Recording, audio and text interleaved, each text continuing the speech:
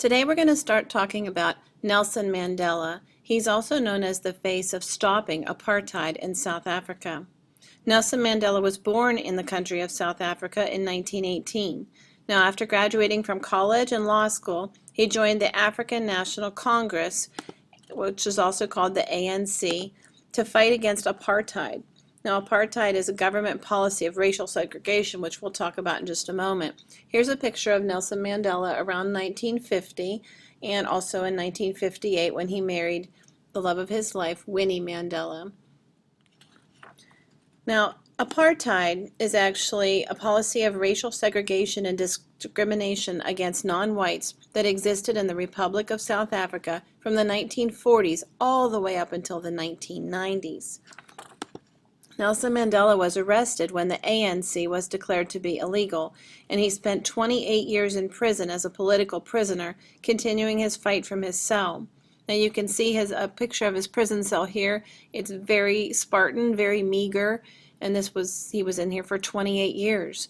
This prison existed on an island that was a former leper colony off the coast of Africa, and you can see here that it is a hard labor camp. And here's a picture of Nelson Mandela chipping away at a quarry stone while he was there.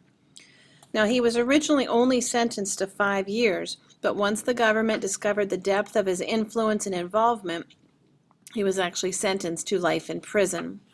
Now, he spent in this prison from 1962 to 1990. However, he was finally released due to the great political pressure from both in and outside South Africa. In fact, South Africa's president at the time of Mandela's release, F.W. de Klerk, ordered his release, and the two worked together toward peace. You can see here pictures of international newspapers when Nelson Mandela was freed.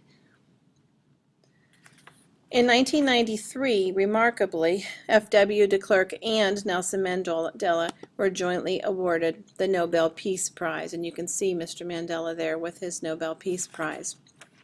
Both men worked for the country's historic first democratic election, which Nelson Mandela won. And here you see a poster, a campaign poster that says, "In my country, we go to prison first and then become president." Kind of ironic, huh? And also one of his campaign posters, "The People's Choice." Nelson Mandela became the country's first black president, and he served from 1994 to 1999. Although his physical condition now, that he's in his 90s, has deteriorated, his life continues to inspire the world and to promote freedom and peace. He is still visited by celebrities and politicians alike. Now let's stop and think for a moment. How did Nelson Mandela fight his war? Is he a hero? What qualities does he show that make him a hero? Is it the choices that he made? The events in his life? How he responded to setbacks and obstacles? Or the effect that his actions had on others and indeed a nation? We're going to listen right now to a passage from Long Walk to Freedom. This is on page 847 of your yellow literature book. And we'll take a look at a picture of Nelson Mandela while we do that. He says, "Resentment is like drinking poison and then hoping it will kill your enemies." The policy of apartheid created a deep and lasting wound in my country and my people. All of us will spend many years, if not generations, recovering from that profound hurt. But the decades of oppression and brutality had another unintended effect, and that was that it produced the Oliver Tambos, the Walter Sisulu, the Chief Luthilus, the Yusuf Dadus, the Bram Fishers, the Robert Sibukwes of our time. These were all freedom fighters against South African apartheid. These are men of such extraordinary courage, wisdom, and generosity that their like may never be known again. Perhaps it requires such death of oppression to create such heights of character. My country is rich in the minerals and gems that lie beneath its soil, but I have always known that its greatest wealth is its people, finer and truer than the purest diamonds. It is from these comrades in the struggle that I learned the meaning of courage. Time and again I have seen men and women risk and give their lives for an idea. I have seen men stand up to attacks and torture without breaking, showing a strength and resiliency that defies the imagination. I learned that courage was not the absence of fear, but the triumph over it. I felt fear myself more times than I can remember, but I hid it behind a mask of boldness. The brave man is not he who feels afraid, but he who conquers that fear. I never lost hope that this great transformation would occur, not only because of the great heroes I have already cited, but because of the courage of the ordinary men and women of my country. I always knew that deep down in every human heart there is mercy and generosity. No one is born hating another person because of the color of his skin or his background or his religion. People must learn to hate, and if they can learn to hate, they can be taught to love. For love comes more naturally to the human heart than its opposite. Even in the grimmest times in prison, when my comrades and I were pushed to our limits, I would see a glimmer of humanity in one of the guards, perhaps just for a second, but it was enough to reassure me and keep me going. Man's goodness is a flame that can be hidden, but never extinguished. We took up the struggle with our eyes wide open, under no illusion that the path would be an easy one. As a young man, when I joined the African National Congress, I saw the price my comrades paid for their beliefs, and it was high. For myself, I have never regretted my commitment to the struggle, and I was always prepared to face the hardships that affected me personally. But my family paid a terrible price, perhaps too dear a price, for my commitments. In life, every man has twin obligations. Obligations to his family, to his parents, to his wife and children, and he has an obligation to his people, his community, his country.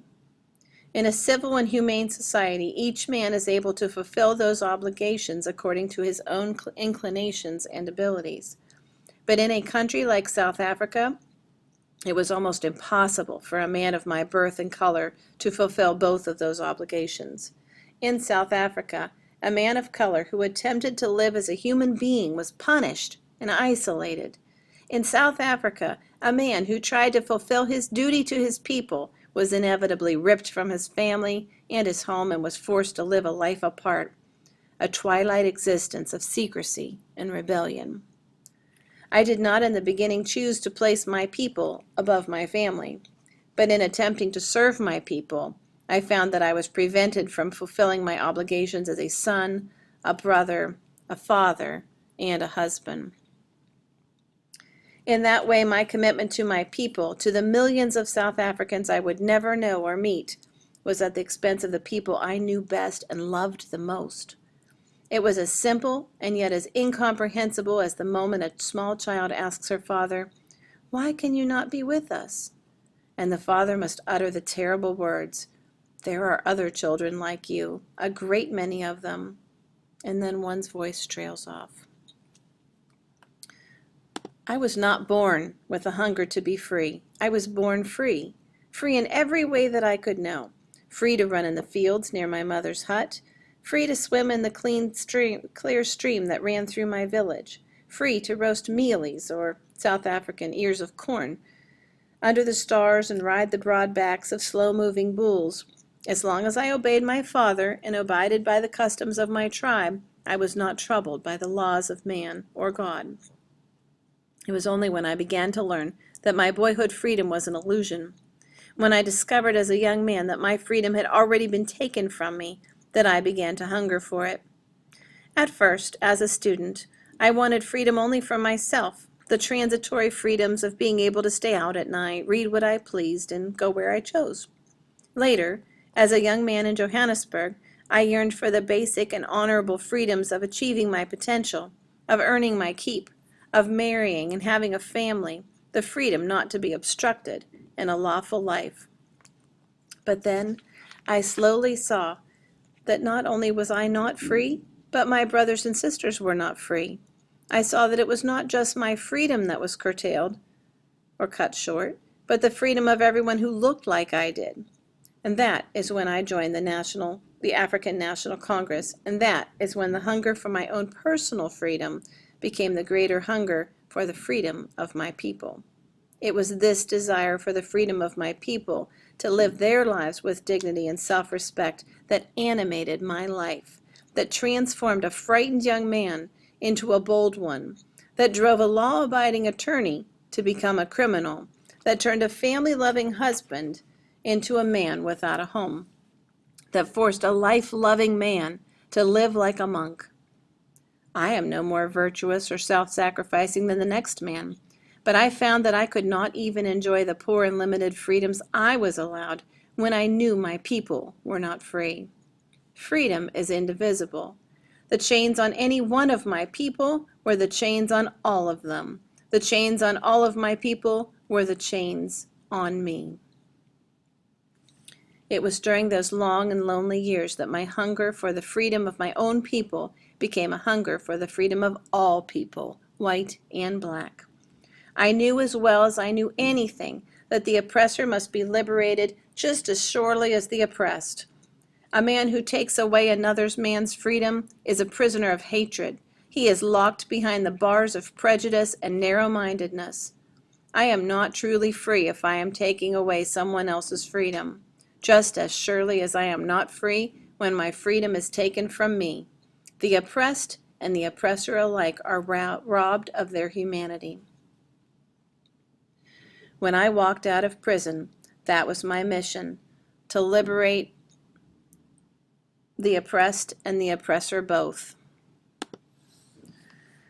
Some say that now has been achieved, but I know that is not the case. The truth is that we are not yet free. We have merely achieved the freedom to be free, the right not to be oppressed. We have not taken the final step of our journey, but the first step on a longer and even more difficult road. For to be free is not merely to cast off one's chains, but to live in a way that respects and enhances the freedom of others. The true test of our devotion to freedom is just beginning.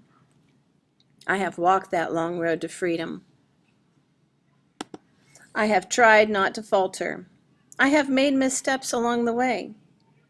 But I have discovered the secret that after climbing a great hill, one only finds that there are many more hills to climb.